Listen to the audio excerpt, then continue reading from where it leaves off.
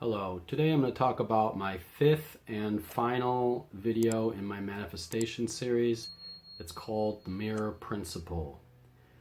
So basically, our external world is a direct reflection of our internal thoughts. And like I've said in previous videos in this series, like attracts like, or lack begets lack. So let's get a little deeper into it. First, many people have self-doubt, and you need to eliminate this, because if you have limiting beliefs, you're automatically kind of working at a deficit, because you're basically telling yourself that you can't do something. If you're telling yourself that, you're definitely not going to accomplish it, because you need self-confidence. The other thing is, I think people are constantly trying to seek out happiness. You need to get rid of this notion, because part of why people are unhappy is because they're reaching for happiness, and sometimes very desperately. That's not really how happiness works. Happiness, I think, is a kind of, it erupts, it comes about at the least likely times. It's something that's very unpredictable. I think we're all conditioned to want a happy life, but if you know anything about the Hermetic principles, which I've stated in the first video in this series, the world doesn't work that way. There's no happy life. There's nobody that is happy all the time.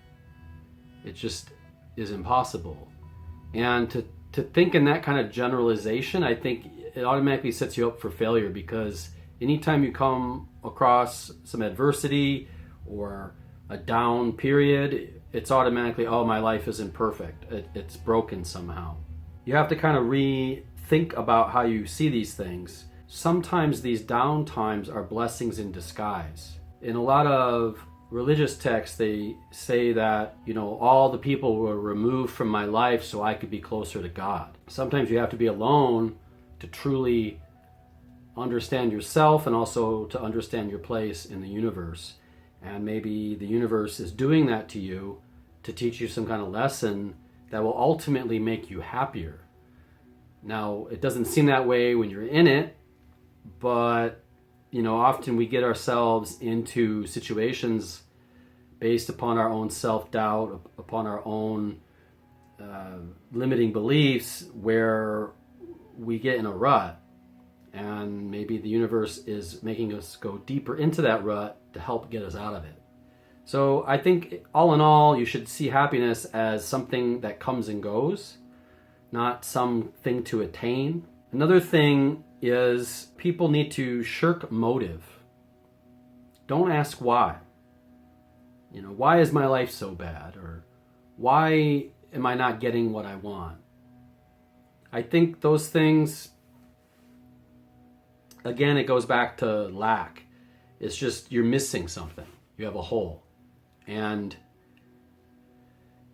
having a hole, you can't fill that. In fact, I think the better way to look at it is to think of you pushing outward and filling those around you.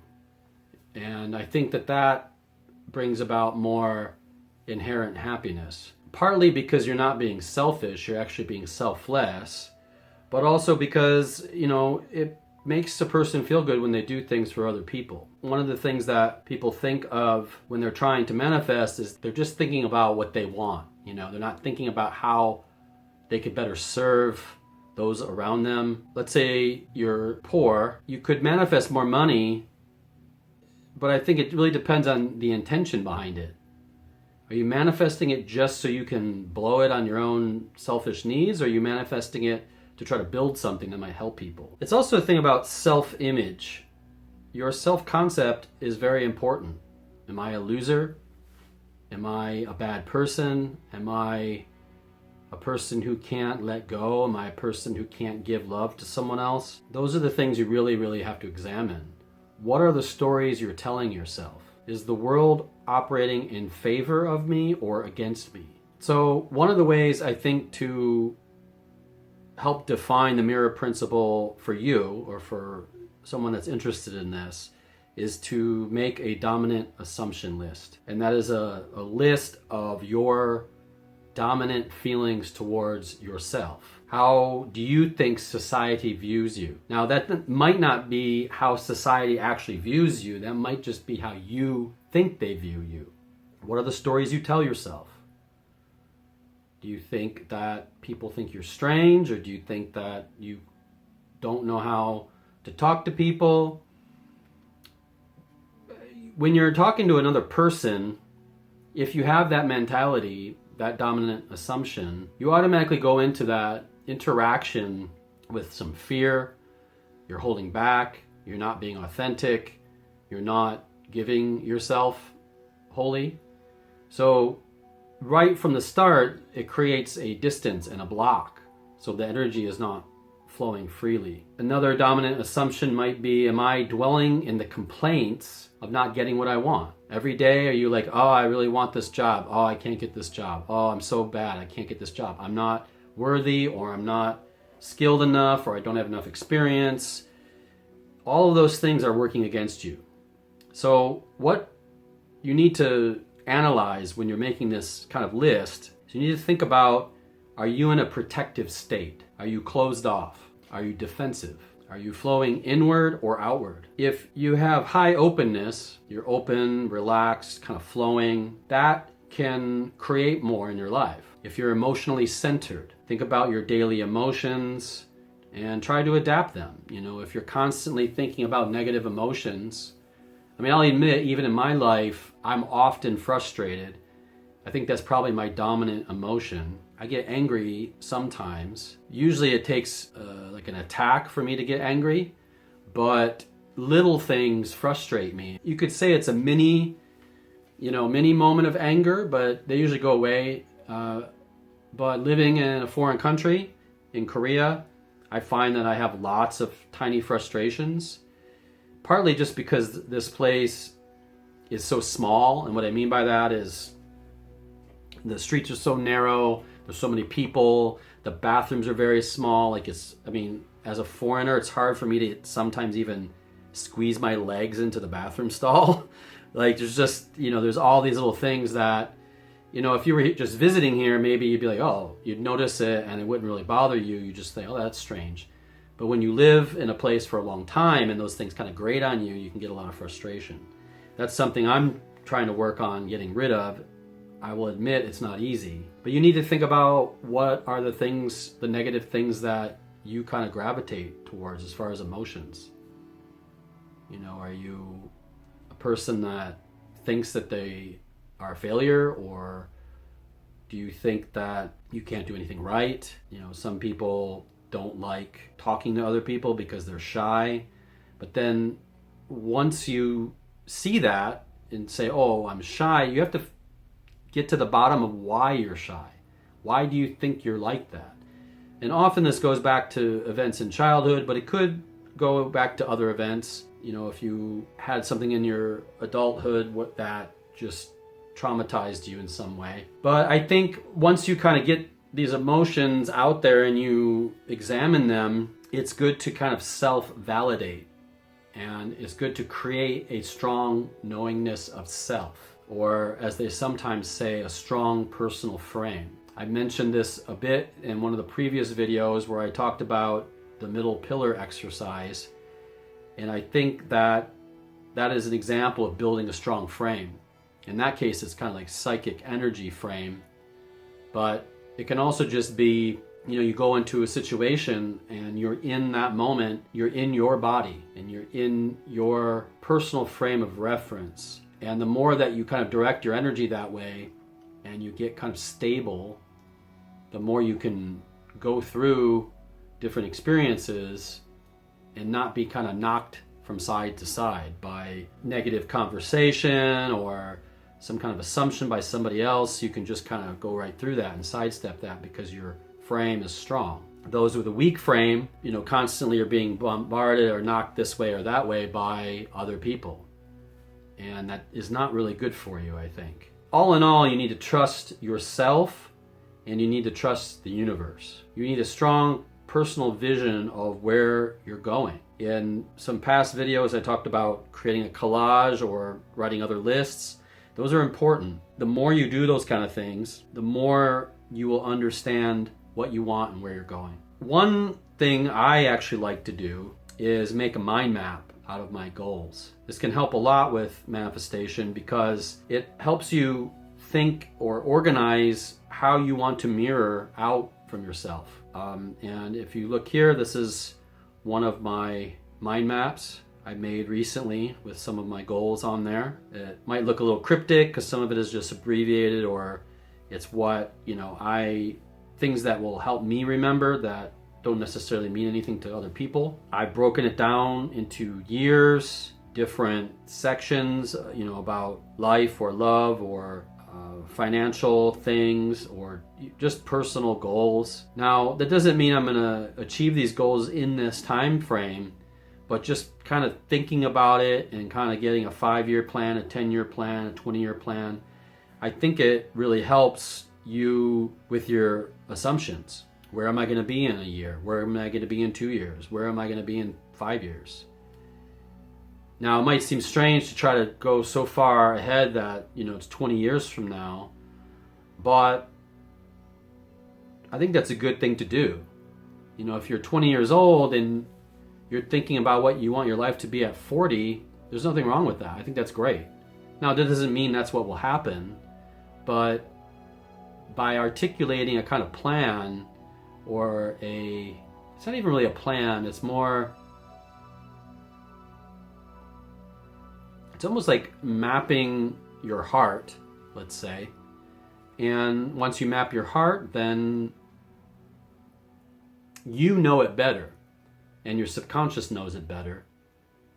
So there's not vagaries about it. It's concrete. And the more concrete it is, the more the universe can kind of set it in motion. Another thing to do, I think, for the mirror principle is this exercise. In the morning or in the evening or whenever you can find time, it is better probably to do this more than one time a day if you can, but you need to look in the mirror and then you need to consider the scripts that you tell yourself. If you go and brush your teeth and look in the mirror and you're like, oh, I'm so ugly, or I'm not handsome or not beautiful, that is a negative script. And that even if you are beautiful or handsome, it automatically makes you less that, because maybe you're slumped down more, maybe your body language is different, you're not as confident about it. You need to throw away the negative ones and make new scripts for yourself. And the best way to do that is to do it in the mirror, because then it's almost like you pushing it out and pulling it in. When you're doing these things, sometimes your negative scripts are based off of things that have happened with people in the past, or companies or events or something. And you carry those things very close to you. Like if you were fired from a job, or if you broke up with someone or someone broke up with you, let's say, you might carry that weight of that failure on and on. In these mirror exercises, it's good to let them go. To just look in your face and say, I let this go. I'm done with it. And then you need to let go of the past. Let go of the old things in order to make room for the new things, because you can't.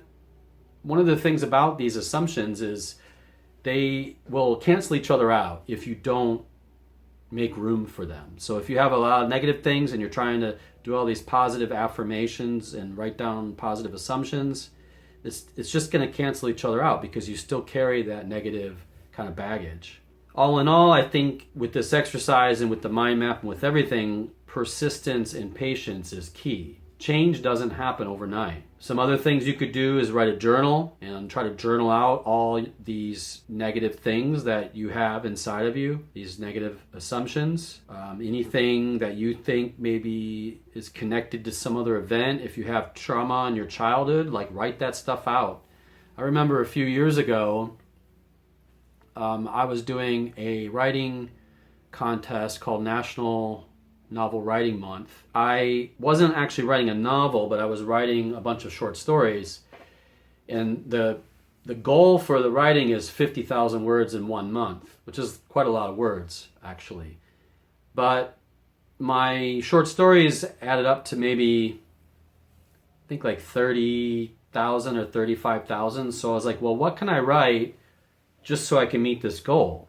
And I decided that I was going to write every day. I was going to write on the short stories, but for like 300 or 400 more words a day, because the goal was like around 1,600 words a day. I would start analyzing, my past. So I, went into my childhood. I went into things with past lovers and just, wrote them letters, not intending to send them these letters, but to kind of exercise that out of me. And I have to say, it was quite startling how I felt after. Once you kind of put this stuff out on paper, let's say it was digital, but you get what I mean, it helps you reflect on it in a different way. It's almost like when you have the poison, you have to kind of lance the poison and drain it to be able to have healing happen. It's similar kind of thing, but it's obviously mental and emotional, not physical. But sometimes it can manifest physically. But you need to reflect on those things. And if you have to do a journal to get them out, do that, or write a letter to someone.